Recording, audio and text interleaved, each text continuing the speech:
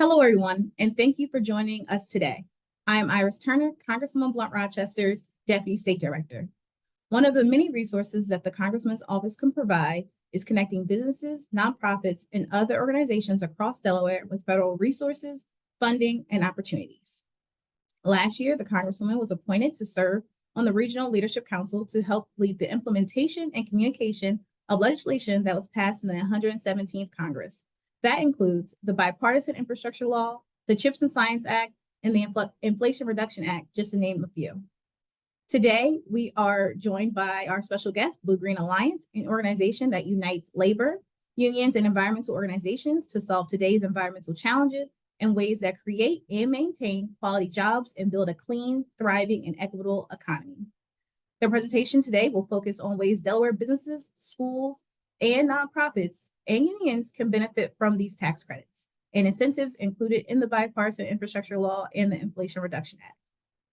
It is our office's goal to help you make connections and do all that we can in order to assist you in accessing these resources. Please do not hesitate to reach out to our office at 302-830-2330 with any questions or to connect further with us about federal grants. I am now going to turn things over to Peter LaFountain, the Political and Outreach Manager with BlueGreen Alliance. Peter, the floor is all yours. Thanks, Iris. It's good to be with you all this morning. So we're going to start a slideshow here that's going to structure our presentation. We've done this for other House offices in that leadership group that Iris just mentioned, and it was a resounding success. People are looking for information on these landmark laws that were passed. So that's what we're here to help do here, to help walk through some of the key features that could benefit you all in the Inflation Reduction Act, and to a little bit of lesser extent, the infrastructure law. So hopefully this can demystify some of these things, show you these wins, these incentives in plain language. And next slide here, please. So this is just the way we're going to break down here. This is just a quick intro to who we are. And then Brennan, Harley, and Reem are going to discuss these various parts of the IRA. And next slide, please. No, that's me. What are you doing? Thank you.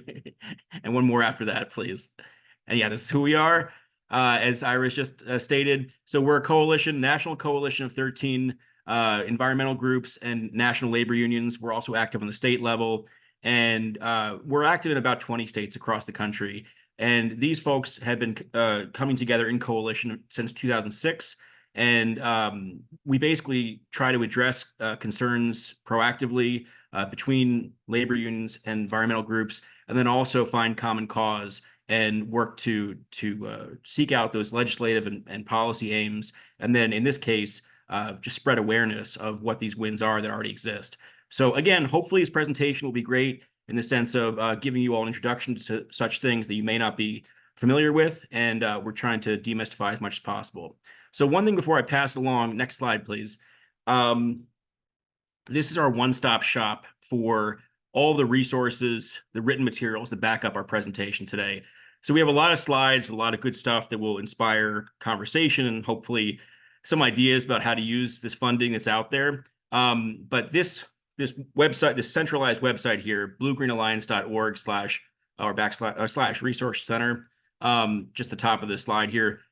This resource center has everything. So we have handbooks to the Inflation Reduction Act and the Bipartisan Infrastructure Law. We have all sorts of other breakout guides about labor standards, about direct pay, which we'll hear about in a second, all kinds of things that can answer questions as you pull together applications and just try to figure out what these incentives are. So basically, this is your further reading in case you're curious about specific parts of our presentation today.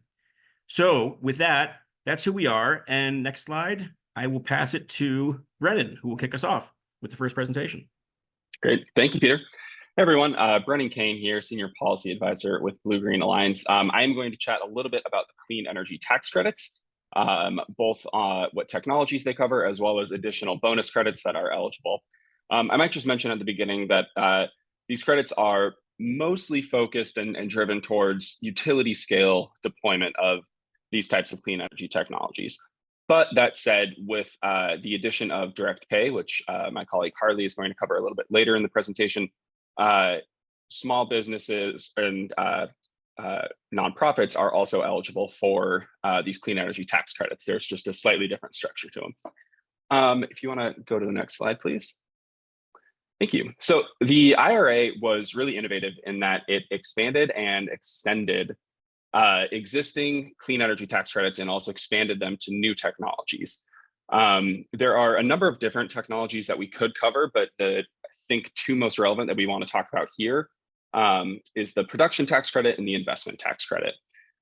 Both of these credits were extended until 2025, where they cover additional technologies like offshore wind, geothermal, energy storage, and they extended existing credits such as solar energy and onshore-based wind.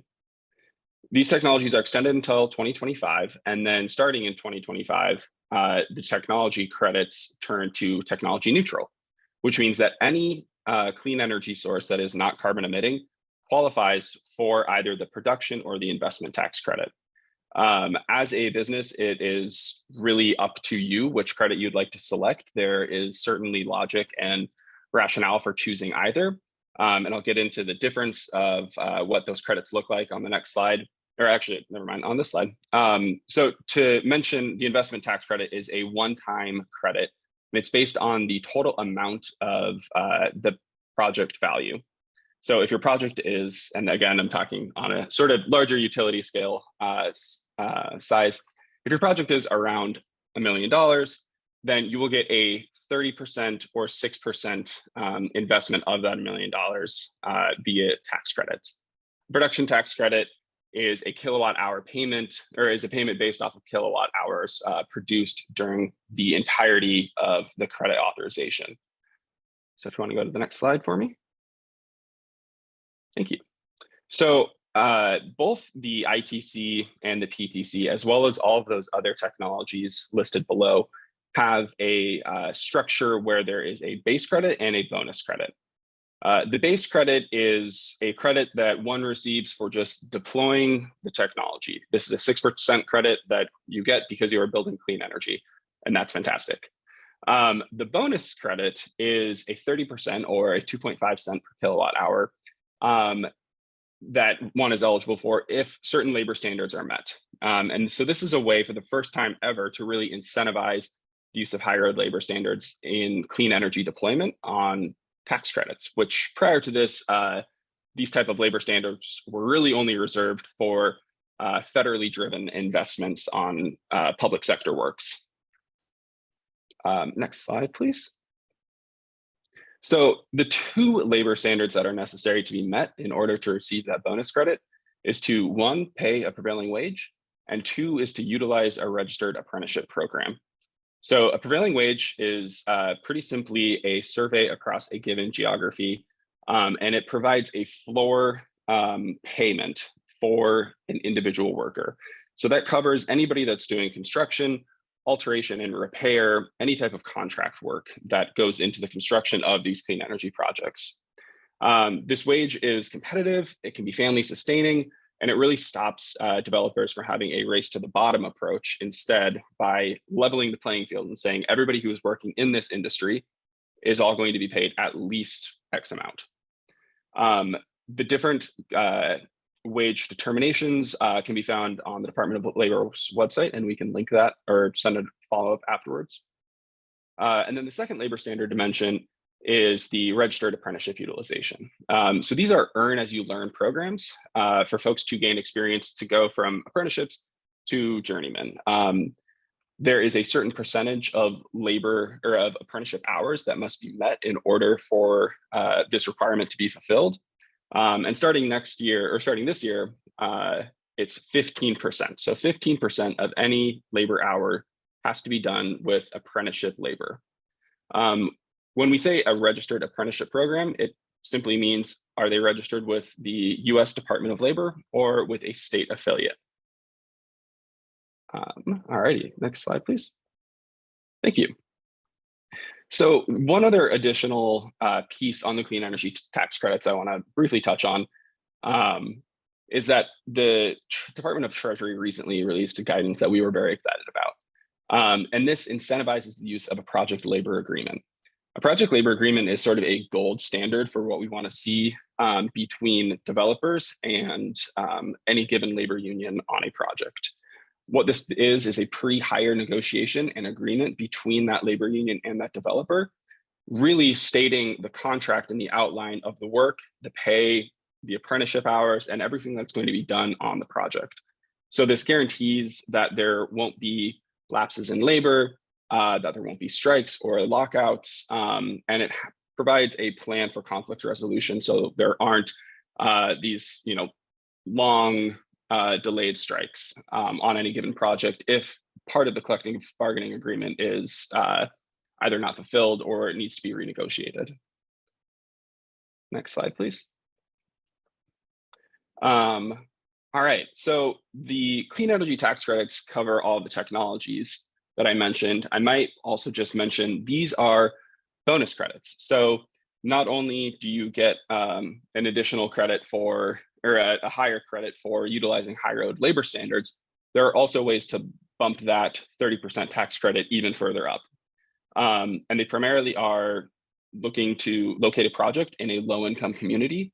So what this means is if at least 50% of the population is 200% below the federal poverty line, that's a 10% increase, or a 20% increase if it's located in association with a low income housing project.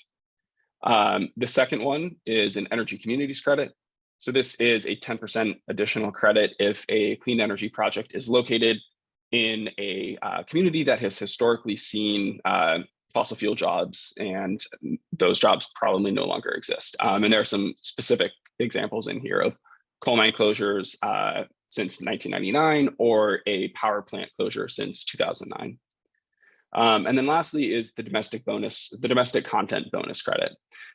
This credit is really meant to drive investment into a domestic manufactured supply chain for clean energy products. So in order to meet this standard, the iron and steel, or rather the structural components of any clean energy project, need to be 100% domestically sourced. And then the manufactured product, so think of this as like the solar panel itself or the wind turbine gearbox and blades, that has to be 55% domestically sourced.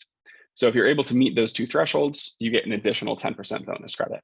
Harley is going to talk a little bit about stacking, but these are not all mutually exclusive, right? So you can get the 30% ITC, and then if you're able to utilize domestic content as well as build in an energy community, you can potentially bump up your tax credit return by 20, 30, 40, 50%, depending upon which credits you actually fulfill. Next slide. Oh, okay, that's it. Turn it to you, Harley. Thanks, Brennan. Good morning, everyone. So I'm going to build off of Brennan's presentation. We're still going to talk about clean energy tax credits, but we're going to focus on the access that the Inflation Reduction Act provided for public entities. So if you want to go to the next slide. So we're just going to talk right now, zoom in on the investment tax credit, mostly because that's going to be the most relevant for the clean energy projects that we foresee public entities doing. So thinking about like schools, hospitals, municipal buildings, it will likely be the ITC that gets utilized. Next slide. So direct pay is essentially, as I mentioned, clean energy tax credits have already been available to private entities.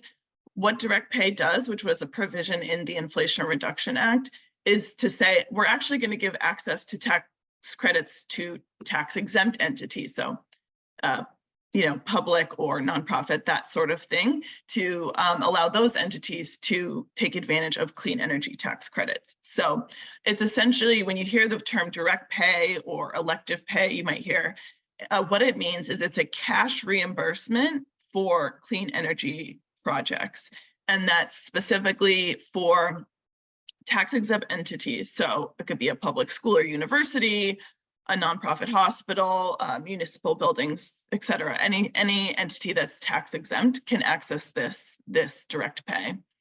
And the idea is to improve access to public and nonprofit entities that often need it the most. They need the most help sort of getting to the clean energy goals that they might have.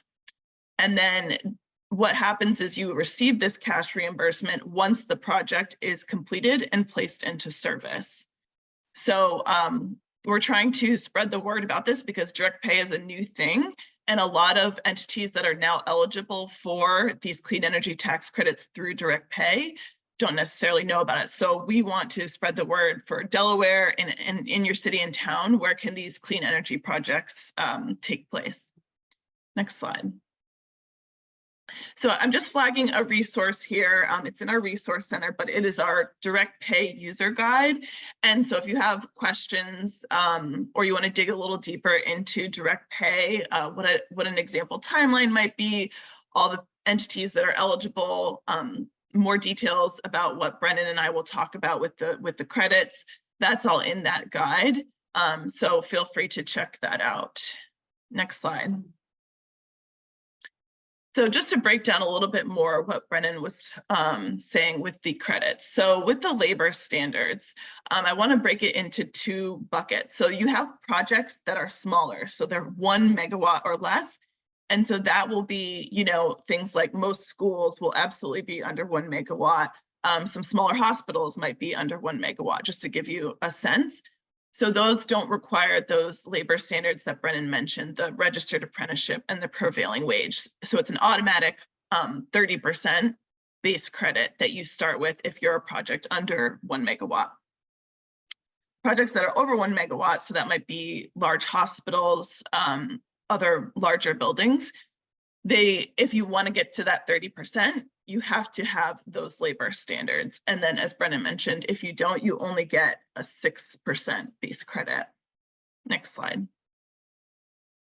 And then just to flag a couple resources, if you want to see if your project is in an energy community or in a low income community, there are mapping tools for that, and those are in the slides that we'll send out. But you can just literally Google energy, energy community tax credit, low income community bonus credit, and those maps will pop up.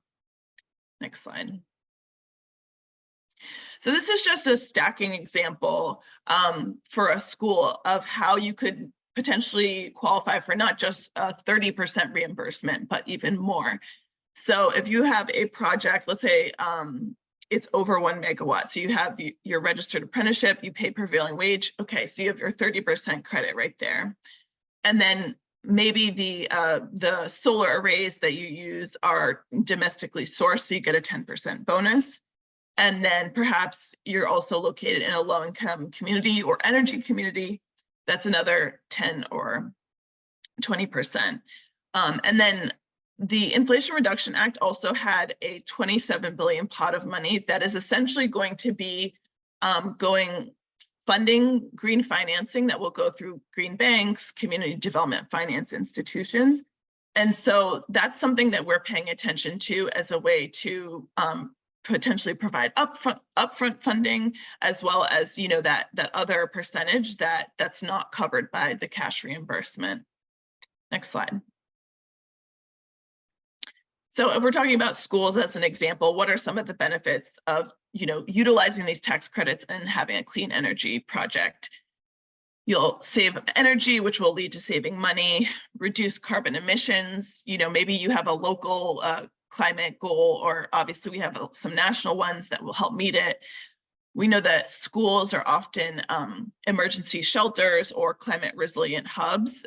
So when you have something that's not totally reliant on the grid, they can serve those purposes as well. Cleaning up air, reducing asthma. My colleague Reem is going to talk more about sort of EV charging and clean school buses.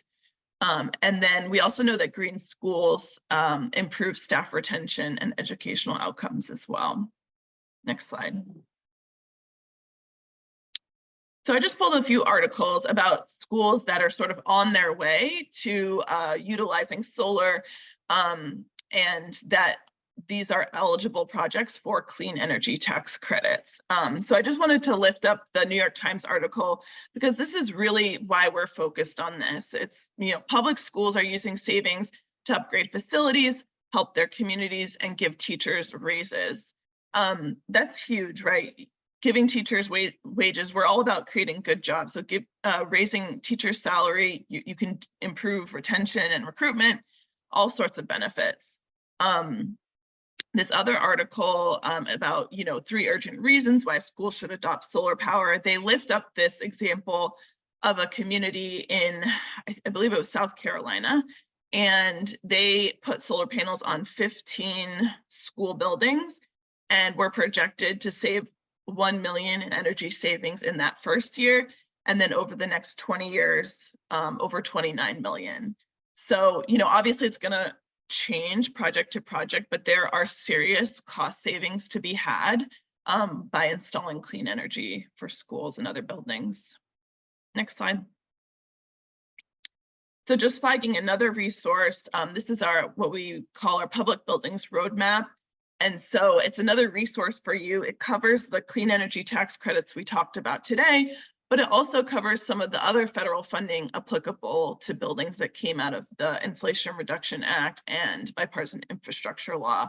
So it's just a good resource to know all of the different resources that are out there. Next slide. And one more resource specific to schools, we have a school fact sheet, and that just sort of lifts up all of the funding specific to schools. And I think that's my last slide. Yeah, over to you, Reem. Thanks, Harley. Hey, everybody. My name is Reem Raif. I am a senior policy advisor for clean transportation at BGA, and I'll be talking about the clean vehicle tax credits and the Inflation Reduction Act. I'll take the next slide, please. So this is a busy slide with a range of clean vehicle and infrastructure tax credits that are available to consumers and to companies and nonprofits. The first one is the consumer clean vehicle tax credit, or the EV tax credit, and it provides consumers with up to $7,500 as an income tax refund when you purchase a qualifying clean vehicle. And I'll talk about what those qualifying vehicles are. It should be noted that you could receive the tax fund as a refund as an income tax refund, so when you file your taxes, but also thanks to some new guidance from the Department of Treasury, you can now also access this refund kind of at the point of sale at the dealership. So that's something to note. There's also a used EV tax credit for consumers who want to buy a used vehicle. It's a little bit smaller. It's a $4,000 tax credit, but again, for qualifying vehicles, you can get $4,000 back. And there's also a commercial clean vehicle tax credit, which is available to companies as well as nonprofits and municipalities. So similarly to many of the tax credits that Harley mentioned, these are available via direct pay, and it supports any of these entities to buy light duty vehicles, so kind of a sedan or something like that, and as well as heavy duty vehicles, so kind of larger trucks. And this is a really important tax credit to kind of help electrify the entire fleet and not just the vehicles that individuals are driving. Like some of the tax credits that have been mentioned prior in this presentation, this one, again, is available via direct pay. And then finally, there's a tax credit available for the installation of EV charging infrastructure called the Alternative Fueling Property Credit. And this provides up to $100,000 for essentially the installation of commercially installed charging infrastructure. So a charger that Walmart might install in their parking lot, or a charger that kind of a logistics company might put in their truck depot. And there's also a $1,000 credit for residential charging sites. So any single person trying to put a charger in their garage, for example. One thing to note is that these tax credits do come with labor and siting standards. So they have to meet, the installation has to meet the requirements that were mentioned by Brennan earlier in this presentation. They have to be installed with workers who are earning a prevailing wage and a certain level of apprentices. And the tax credit also may only be used in low income and non-urban areas. And there's lots of information available from Treasury about where those census tracts are. I'll take the next slide. So as I mentioned, I wanted to dive a little bit deeper into the consumer clean vehicle tax credit. This is a really unique tax credit that not only aims to increase the deployment of electric vehicles on the road, but also to make sure that we're making those vehicles here in the US, and that to the extent possible, we're using this tax credit to create and protect jobs in the automotive supply chain. And it does that by implementing a battery content requirement that basically says a certain percentage of the battery's components in a qualifying electric vehicle have to be made here in North America. And there's also a critical mineral requirement that puts boundaries around where the critical minerals that are in these eligible vehicles can be sourced from. And so ideally in North America, or sourced from a company or a country with which the US has a free trade agreement. As the kind of tax credit proceeds and as time goes on, these thresholds and requirements become more and more stringent, because we expect that that more of this supply chain will come to the United States and to North America. And then finally, there's a final assembly requirement, and this one has been kind of in force since the tax credit was finalized. And this one basically says that only vehicles that are finally assembled and undergo final assembly in North America are eligible for any amount of the tax credit. So again, this is like a really important mechanism that does a little bit of kind of deployment and demand side policy, but it's also a supply side policy. I'll take the next slide, please. If you go to fueleconomy.gov, all of this becomes very, very straightforward, because there is a constantly updated list of vehicles that are eligible for the clean vehicle tax credit based on those prior requirements. So these are facilities that have undergone final assembly in North America, and they are not over the price limit. And so if you meet the income requirements and find a dealer who is selling these vehicles, you can check with them to make sure that the particular models that they have are eligible. But broadly, this is the list of electric vehicles that are qualifying for the EV tax credit. So the federal government is trying to make it really, really easy for consumers to understand what vehicles are eligible. And again, this list will change as more vehicles become compliant. Some vehicles might become not compliant. And so it's a kind of a dynamic list, and it's available to you at fueleconomy.gov. I'll take the next slide, please.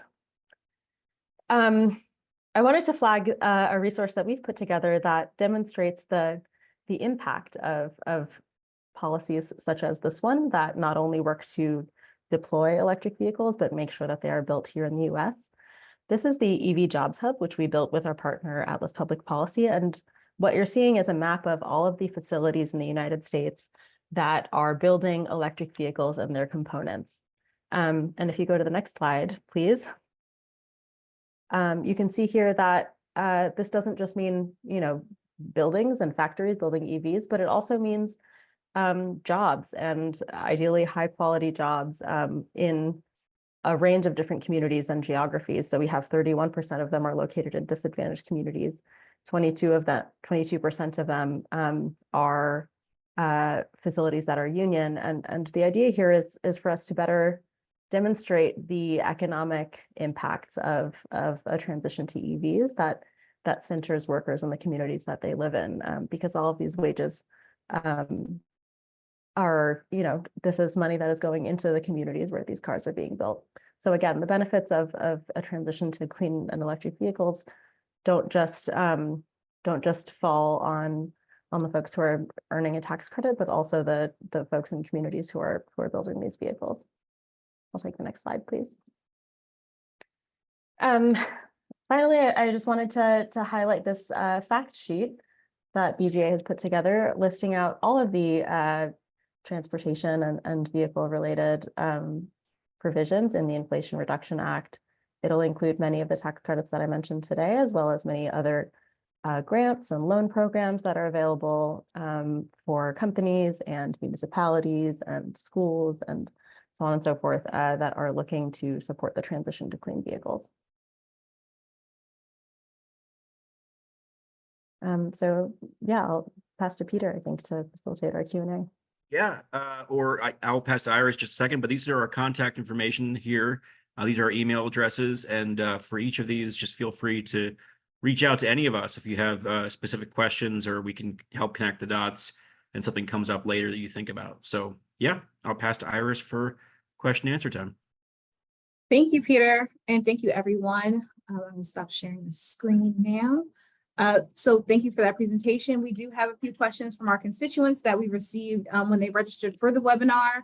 So our first question is going to be from Sherry from Newcastle, who asks, how can local businesses assist, support, or benefit during the construction process and afterwards?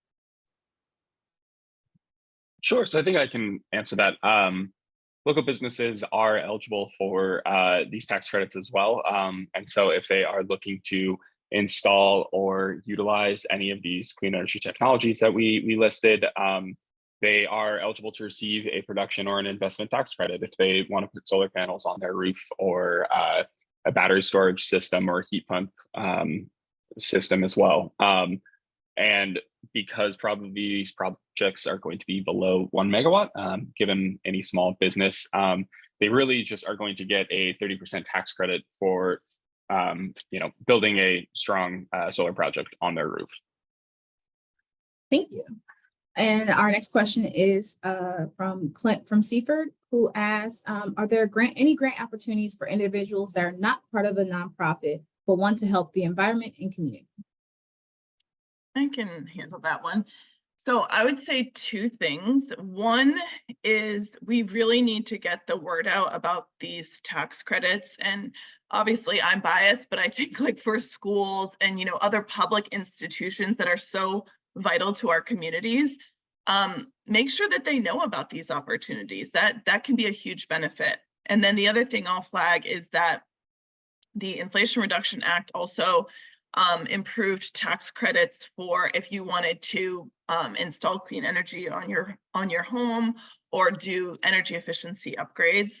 And then the last thing I'll flag is that there are also a rebate program that came out of it. So that'll be administered through Delaware, but essentially the rebates will be so that you can upgrade, appliances or better insulate your home, that sort of thing.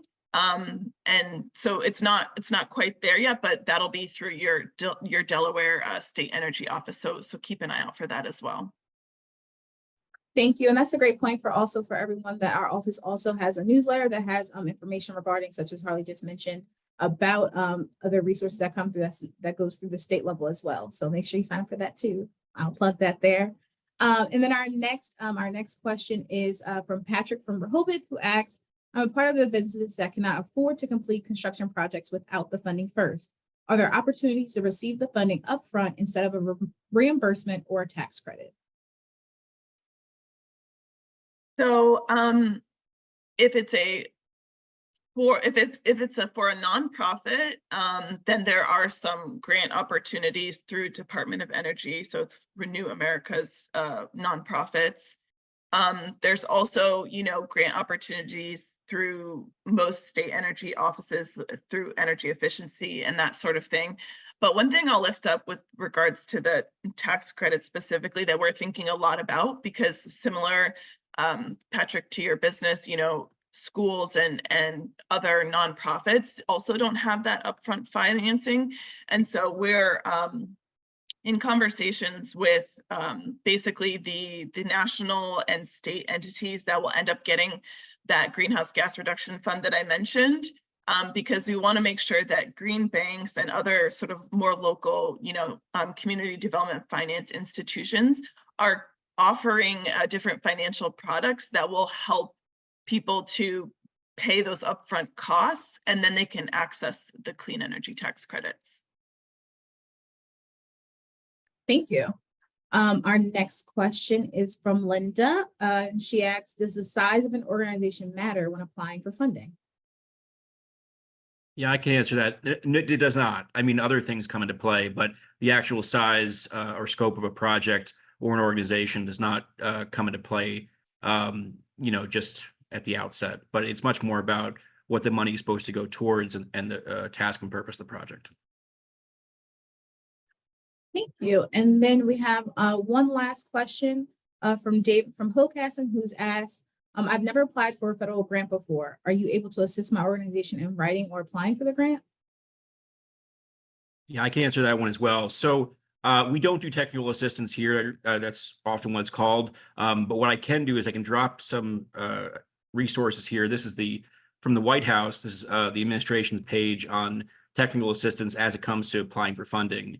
So this is a good introduction to how to get that sort of support as you're pulling together a grant application. Of course, everyone, Iris and others at the office can assist as well.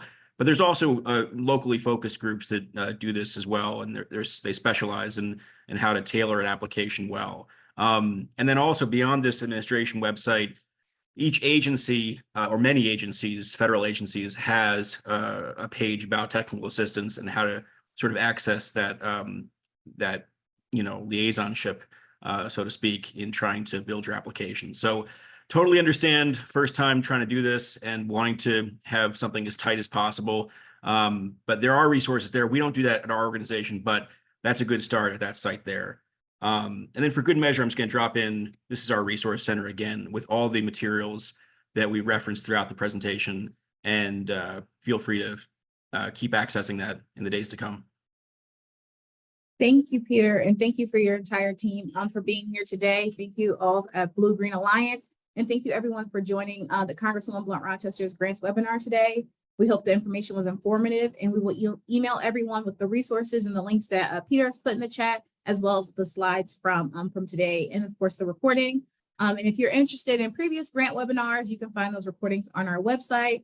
And if you have any questions following this webinar, please feel free to contact our office via our website, bluntrochester.house.gov, or calling our office at 302-830-2330. Again, thank you so much for joining and have a great day.